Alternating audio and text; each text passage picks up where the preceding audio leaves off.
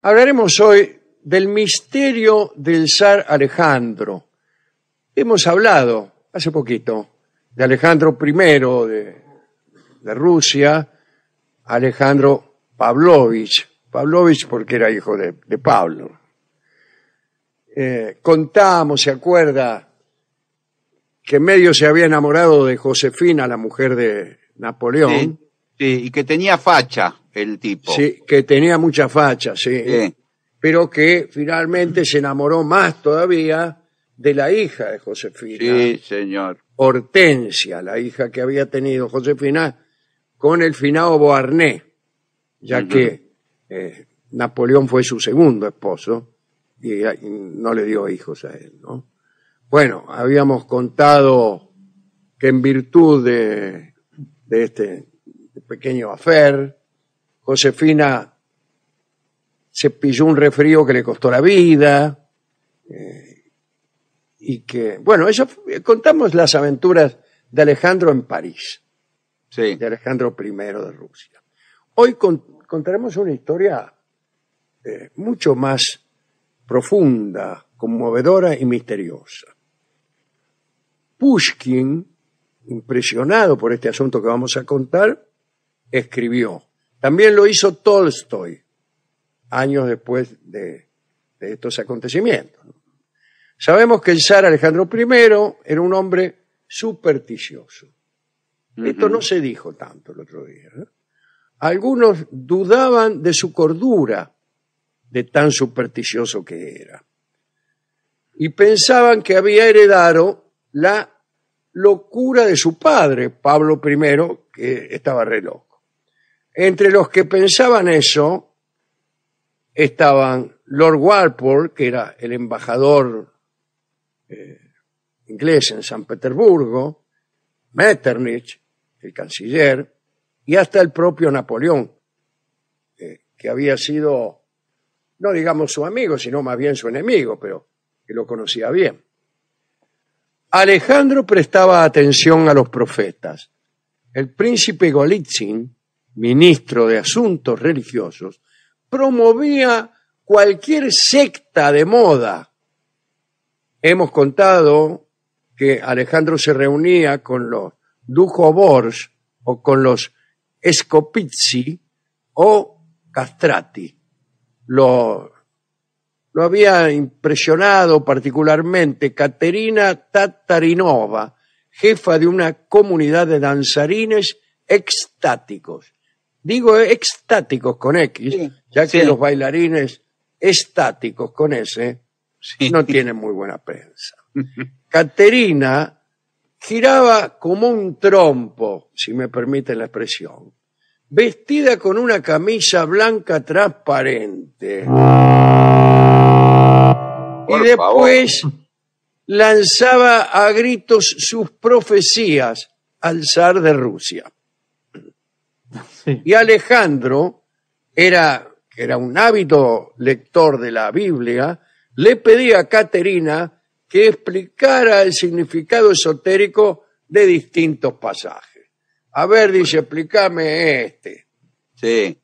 Bien. Uno que lo impresionó mucho al leer el Apocalipsis mientras esperaba el desenlace de los 100 días. Los 100 días, aquellos 100 días durante los cuales Napoleón había recuperado el poder. Bueno, en ese entonces lo obsesionaba este versículo. Y entonces apareció una gran mujer, maravilla del cielo, una mujer revestida de sol. Para suerte del zar, esa enviada se presentó en su cuartel general en 1815. Era Madame Krudener, que se había vuelto mística cuando en una oportunidad rezó para que un seductor dejara de molestarla y obtuvo un resultado extraordinario. El tipo se cayó al suelo repentinamente muerto. Ah, bueno. Había un tipo que la estaba, digamos, siguiendo. Sí. Y le decía, qué sé yo, cosas desagradables. y ella rezó para que el tipo no la molestara más. Y el lo punto mató. cayó redondo. Así Qué que poder. imagínense. Y entonces la mina se volvió mística. Madame Krudener profetizaba. Decía que Alejandro era el elegido de Dios. Y él la recibió encantado. Y cuando el zar viajó a París, como hemos contado el otro día, ella lo siguió y se instaló en una casa vecina a la residencia de Alejandro. Y el zar hizo un orificio en la pared y así ambos realizaban sesiones nocturnas de oración. Sí. Rezaban los dos, cada Sí. uno ocupando su lado del agujero. Ujú. Bien. Sí. Avancemos algunos años. Ubiquémonos en octubre del año 1825. Por esos días, el zar estaba en Sebastopol. Una noche particularmente fría, salió a dar un paseo. Marchó hasta el monasterio de San Jorge para efectuar sus rezos. Salió con su uniforme de verano también y se pescó unas fiebres que lo postraron. Durante su enfermedad tuvo algunas conversaciones con los íntimos. A su esposa, la zarina Elizabeth, le dijo que odiaba la corte. A su hermano, el duque Nicolás, le dijo que tenía intenciones de abdicar. Aseguraba que no estaba satisfecho con su posición, que era demasiado brillante para su carácter. Algunos dicen que durante esas reuniones se diseñó un plan secreto entre el zar y su hermano Nicolás. Allá, el 17 de noviembre de 1825, el zar estaba tan mal que algunos consideraron que era tiempo de que se le administraran los óleos sagrados. Volkonsky, príncipe amigo de Alejandro, que podría bien ser el príncipe Andrei de la Guerra y la Paz, de Tolstoy, ¿no? Ya que hablamos, que era el príncipe Volkonsky, Andrei Volkonsky, con su papá. Estaba el padre, el viejo Volkonsky, Sí. y el heroico hijo, el heroico y joven hijo, el príncipe Andrei. Bueno, Volkonsky, calculo que será Andrei o será otro, exigió a los médicos que abandonaran la habitación del zar y argumentó que la amistad era un remedio superior a cualquier prescripción. Y se metió él. Y a los 2 días el zar murió. Tenía 48 años. Comenzó entonces un asunto que conmovió al mundo. Para algunos Alejandro no había muerto, sino que lo había previsto todo para poder abandonar el poder, para terminar sus días de incógnito, llevando una vida de eremita asceta. Eso supuestamente debían saberlo su hermano Nicolás y el príncipe Volkonsky, que hizo todo para que incluso la zarina se alejara de su esposo en el momento de la supuesta muerte. Según el rito ortodoxo, el sarcófago del zar debía quedar abierto siempre. El de Alejandro, en la catedral de Taganrog, estuvo abierto durante más de un mes hasta su traslado al Kremlin, pero alguien se había tomado el trabajo de cubrir con un velo el rostro del muerto, contrariando la tradición. A la emperatriz, que le suplicó a Volkonsky que permitiera que ella misma pudiera ver a su marido por última vez, el príncipe le respondió que no era conveniente, porque podría horrorizarse. Bueno, lo que todos pensaron es que aquel cuerpo era el de otro hombre. El 28 de diciembre de 1825, un cortejo fúnebre marchó hacia el Kremlin. Y dice el cronista que en las ciudades que atravesó el cortejo, la gente se asombraba de no poder ver el cuerpo del zar, que iba siempre oculto, ¿no? El sarcófago estuvo algún tiempo en la capilla palatina del Kremlin y recién, el 3 de marzo de 1826, el supuesto cuerpo del zar Alejandro fue enterrado. Con Alejandro oficialmente enterrado y sin heredero, el trono debía pasar a su hermano Constantin, que era virrey en Polonia, Y Constantín no quiso semejante honor. Y entonces le tocó al tercer hijo de Pablo I, que fue Nicolás I.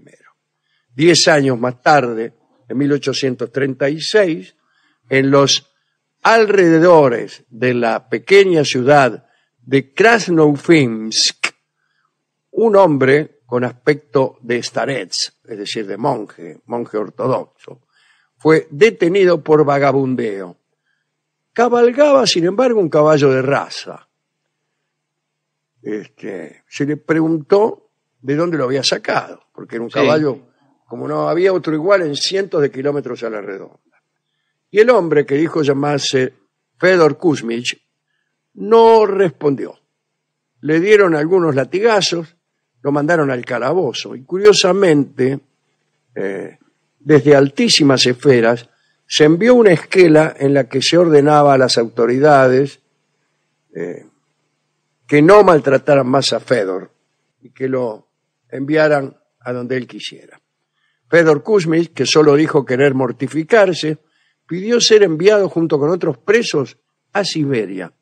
Allí lo obligaron a trabajar en una destilería donde, vaya uno a saber por qué, se lo eximió de las faenas demasiado pesadas, como si las órdenes hubieran venido desde arriba. Fue en Siberia en donde comenzó a gestarse el mito o a saberse la verdad. Nadie lo ha resuelto. Muchos presidiarios veneraron a Fedor. Lo creían un patriarca. Algunos que habían tenido la suerte de ver al zar festejaban su parecido notable con Alejandro I. Fedor negaba cualquier vínculo. Cuando salió de Siberia, Fedor pasó a vivir en el pueblo de Krasnoretchensk, en un lugar muy desagradable también, ¿no? Los agujeros de su cabaña estaban tapados con íconos de la Virgen y de San Alejandro Nevsky. Tenía 2 sillas frente a una mesa y en ella siempre había una comida servida en vano, porque Fedor decía que esperaba que se le presentara Jesucristo para comer con él. Algunos decían que aquel starets obraba milagros. Constantemente llegaban visitantes, muchos de ellos ilustres. Uno, allá por 1850, fue el joven conde León Tolstoy, recién citado. Sí. Fue entre los vecinos, ni siquiera a instancias de Fedor, que se supuso que en realidad este hombre era Alejandro I. Algunas conjeturas. El zar escuchaba bastante mal con su oído izquierdo. Parece que un disparo de cañón lo había dejado medio sordo. Fedor Kuzmich padecía la misma sordera. Cuando Alejandro hablaba de pie, se ponía la palma de su mano en el cinturón. Sí. O en el borde de su túnica. Gesto idéntico en el starets. El 20 de enero de 1864, 39 años después de la muerte de Alejandro, cuando Fedor agonizaba, varios adeptos a la creencia de que se trataba del zar le preguntaron cuál era su verdadero nombre. Y él respondió, Dios lo sabe. Al rato murió. Algunos historiadores han asegurado que en el momento en que se colocó el cuerpo de Fedor en el ataúd, se descubrió entre sus ropas el acta original de casamiento de Alejandro I con Elizabeth Alexeyevna. Sus restos fueron inhumados en el monasterio de San Alexis, en Tomsk. Tolstoy, a la muerte del starets, escribió: aunque se demuestre históricamente la imposibilidad de una identidad entre Alejandro y Kuzmich, la leyenda permanecerá con toda su belleza y con toda su verdad. Esta es la historia, ¿no? Qué bárbaro, ¿eh?